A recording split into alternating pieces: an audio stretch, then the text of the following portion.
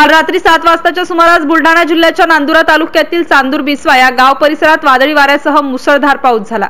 यामध्ये 10 ते 12 घरांवरील 3 पत्रे उडाली, काही घरांच्या भिंती पडल्या, त्यामुळे घरातील जीवनावश्यक वस्तू व उपकरणांचे मोठ्या प्रमाणात नुकसान झाले आहे। सोबतच अंगावर भिंत पडल्याने 4 जण गंभीर जखमी झाले आहेत, तर वादळामुळे गावातील अनेक मोठमोठी झाडे जमिनीवर कोसळली आहेत। विद्युत तारेवर काही झाडे पडल्याने विद्युत पुरवठा देखील खंडित झाला आहे। MCN न्यूज मराठी करिता विठ्ठल भातुरकर, नांदुरा। आता हे कसं झालं हे काय झालं की आम्ही सर्व 14 जण अटी बसेल होतो। मग पोरगा म्हणे आई चहा ठेवता, आम्ही दोघं मायले को उठून गेलो।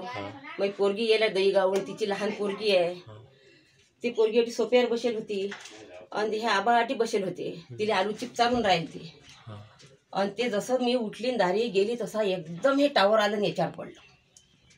जसं पडलं तसंच बापा या पोरगीने या लाईना पोरगीनं असं धरून फेकलं आणि त्या पोरगीने निघेना तर अमोलनं ओढलं, तिचं हे डोकं फुटलं, हे मान हा हात बंदा कामातून गेला, हे इटा पडल्या तर।